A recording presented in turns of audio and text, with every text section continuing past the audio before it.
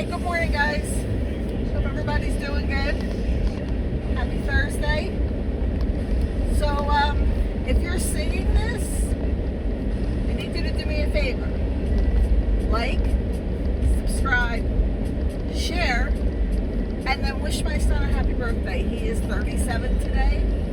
I have a 37-year-old, and my daughter just turned 20 last month. Yes, that's 17 years between kids. 17 years. But let me tell you the advantage and disadvantage. Both. The advantage was both of my kids, because my son moved to California when he was 18 to help his uncle start a business, and he stayed there. He had a child. So I knew there was no way he was coming back. He didn't have a child at 18.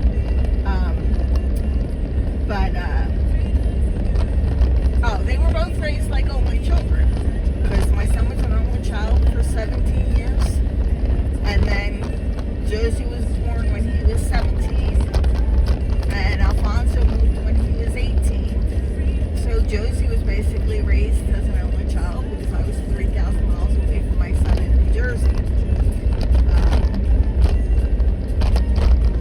Now, when my kids started school, when my son started kindergarten, I was one of the youngest mothers, and when my daughter started kindergarten, I was one of the oldest mothers. So yeah, that was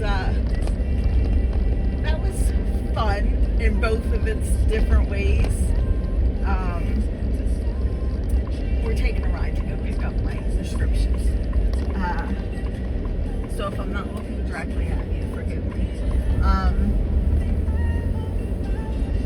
And so I have a lot of guilt with my son, because, you know, I had left his father when my son was just less than a year, a couple months old, really. And we got back together and tried again, but then it was, you know, by the time my son was a year, I was back in Jersey. So I put myself back in school for medical building, phlebotomy, and coding. And so I went to school and worked, and thank God I have wonderful parents, and you know, my mom and dad and my aunt and dad really stepped up and made it possible for me to do all of that. But you know, my son suffered with, not that he suffered, because I mean, he had it, you know, he had a wonderful childhood, but I wasn't there for a lot of it. Not because I didn't want to be. I was young, I was struggling, and you know, I had moved back from California, moved back into my parents' house, and so he always had the stability, and my dad was really the best father figure he could have. And my mom was a terrific, well, she's always been a terrific mama, but she stepped up and was a part-time parent to my son. And then when I had my daughter, I still worked full-time, but I didn't go back to work until, I think I want to say, 8 months off with her.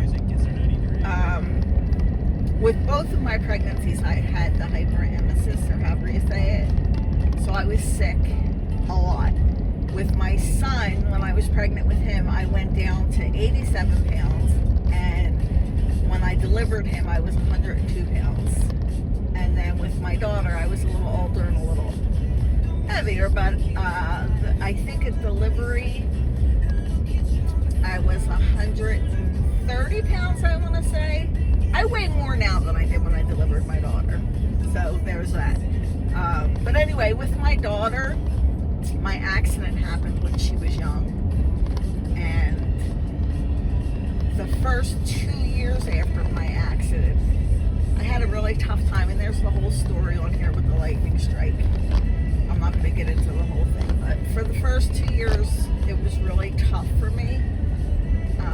I was very depressed. I'm not going to lie.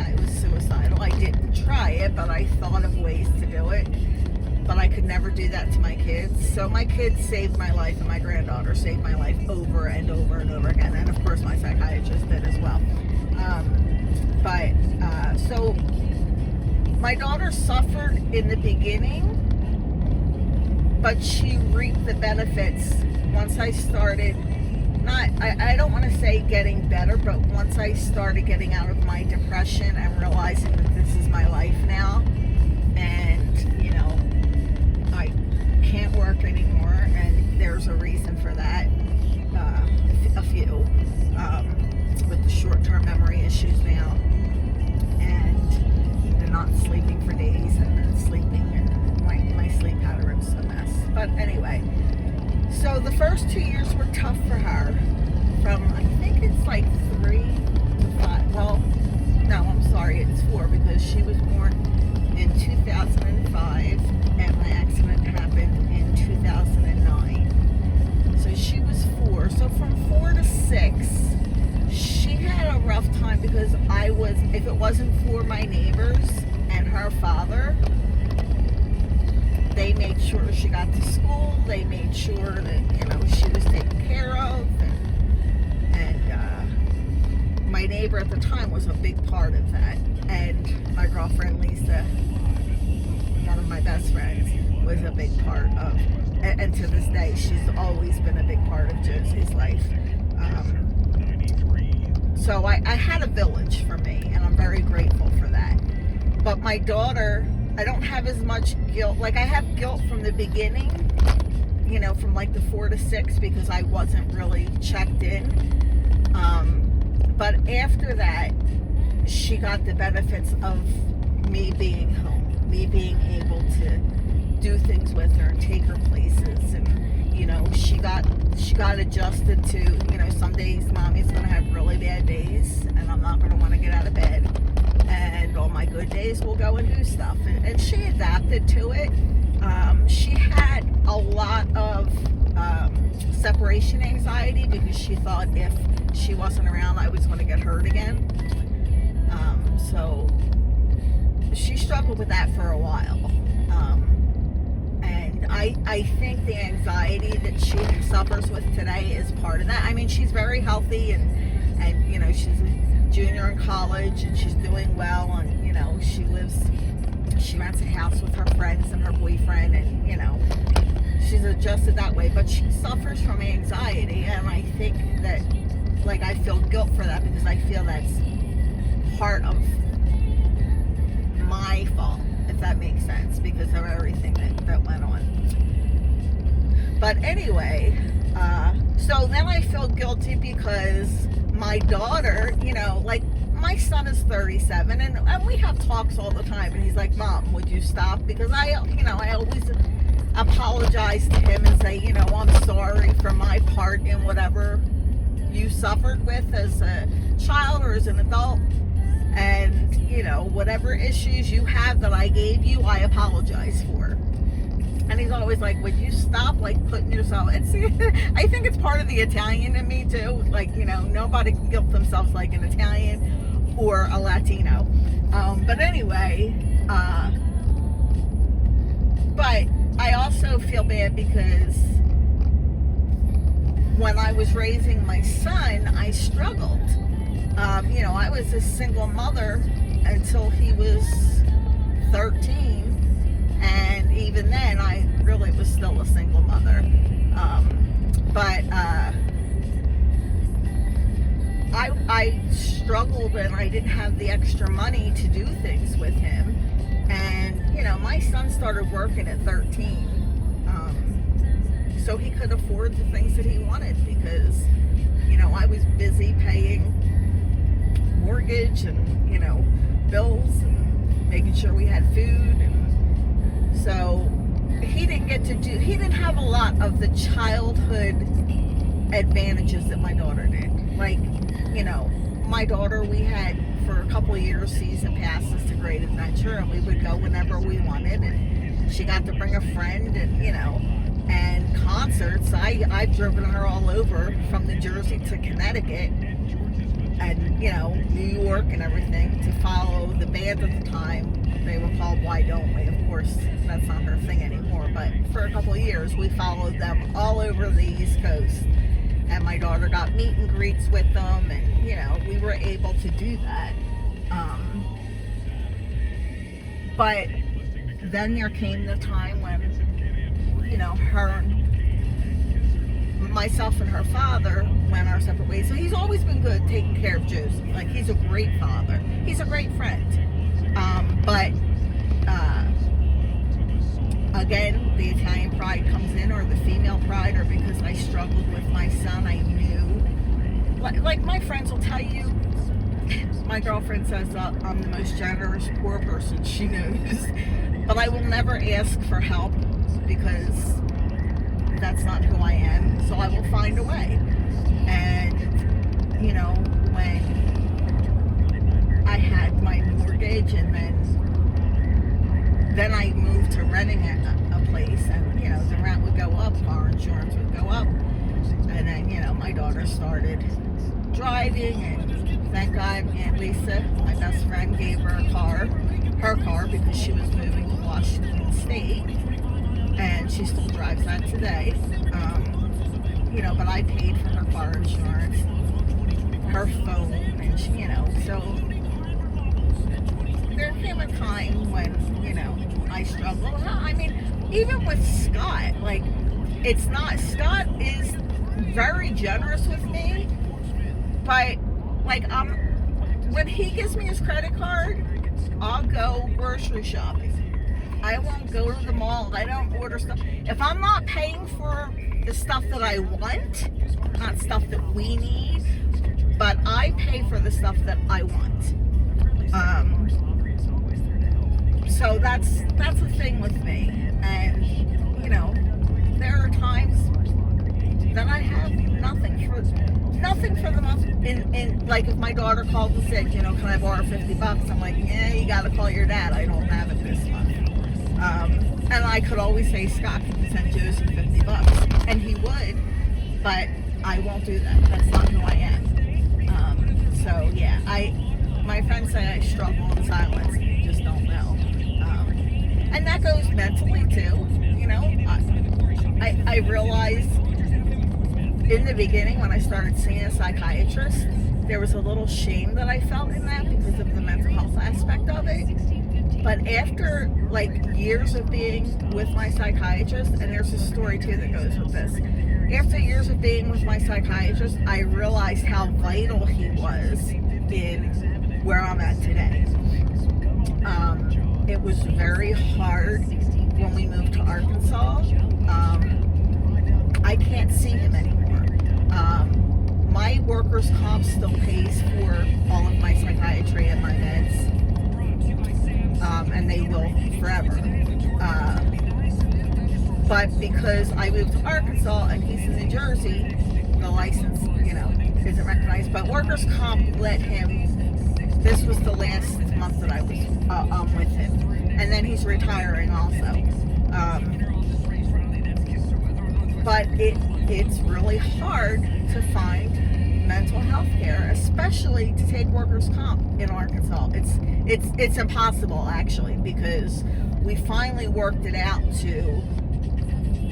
I thought that I thought when they called me and said, you know, you have an appointment now, go here to this office, blah blah blah, and I went, and I thought I was meeting the intake people to get an appointment with psychiatry. And I got there, and I'm going through everything, and I'm explaining to them, because I'm on Medicare, because of being disabled, they can't put anything regarding, like, they can't talk about my tinnitus, they can't talk about my brain injury, they can't put that in any of the stuff that goes to Medicare, because if any of that is in there, it gets kicked back, and they say has to do with workers' comp. And this is how serious it is. I also have what's called sponge kidney, so I get kidney stones all the time, and a lot of times I'm in the hospital having surgery for them. And one time the doctor had written in there about my tinnitus. I guess we had it in conversation, when he came in to check on me after the surgery. And when it was billed, one of the codes that they put was the tinnitus or tinnitus. I don't know how you say it, but I say tinnitus. And it got kicked back by Medicare, and it was like a $14,000 bill. And so I had to fight for that for months. So anyway, I'm going through the process, and she says, hold up a minute. She says, what are you here for? And I said, to get an appointment for the psychiatrist. She says, we don't do workers' comp. Like, we don't accept that in any way. And I just started crying, because by now, it was last month. So from May, I've been trying to find somebody.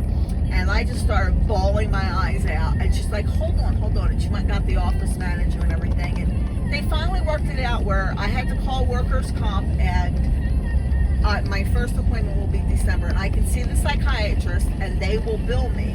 And then I send workers' comp the bill.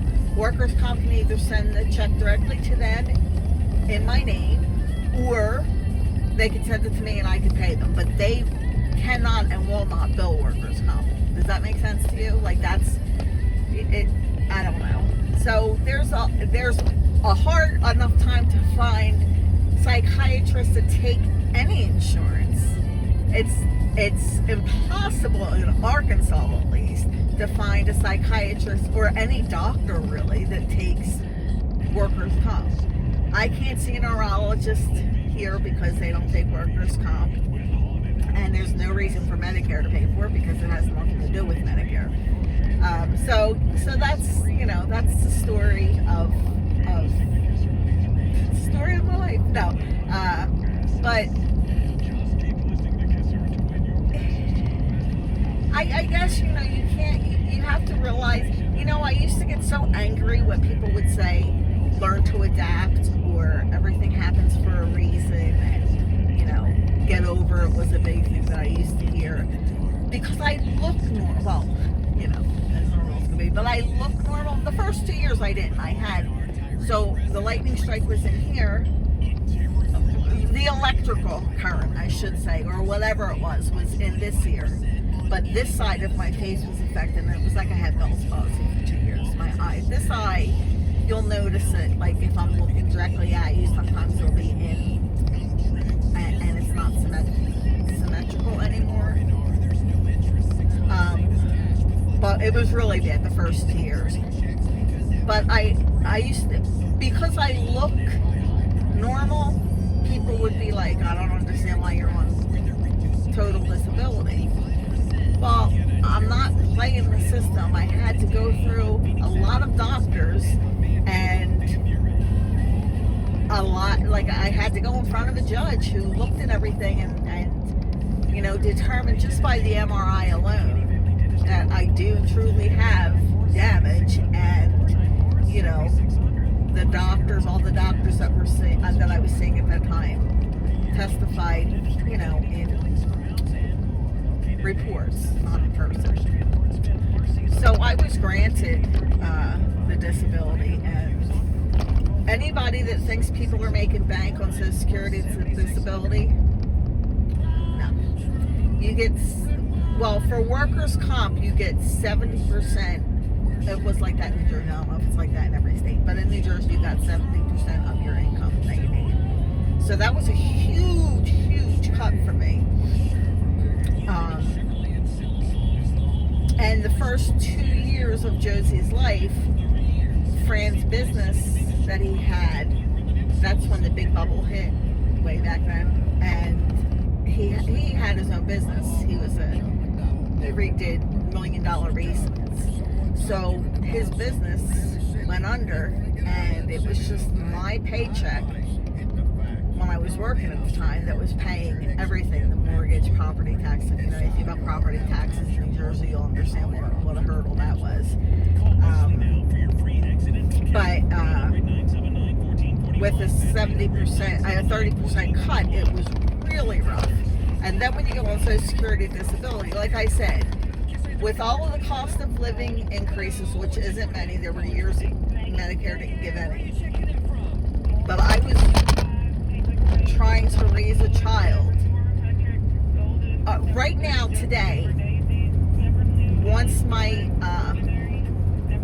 overpayment that they said for the workers' comp settlement and my medical, my take home is $1,085 a month. That's what I was working with to try and survive. So I DoorDashed. All of this was reported. You're allowed to make $1,200 more a month when you're on Social Security disability.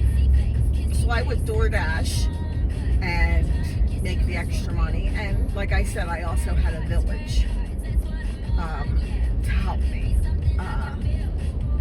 My girlfriend Lisa and her daughter moved in with me when Fran had moved into the house before I started renting, and she lived with me for a couple of years, and that was the funnest time. Like, it was awesome. But without her being there, I don't know really how I would have done it, because she helped a lot. But we had some, the stories I could tell you, we had some good times. And now she's living in Washington State, living her best life, and I'm in Arkansas, living my best life. So hopefully we'll get news about the house, and I'm really hoping that it sells so we can start really doing our homestead, and I'm not just giving you garden material, which is why I'm trying to cut it up with trying to introduce myself more. So again, wish my son a happy birthday, and wish him a happy birthday, and like and subscribe, please. And if you don't already follow, please follow Junk to Gems, Gems with a J, Homestead. My friend Gary, who has really been a big help, YouTube University teacher for me. I'll put his name down the bottom. I'm sure most of you already follow him because he sent these over to me. So I'm going in to get my meds, and I'm going to end this now. So have a great day. Thanks for, if you made it this long, thanks for listening.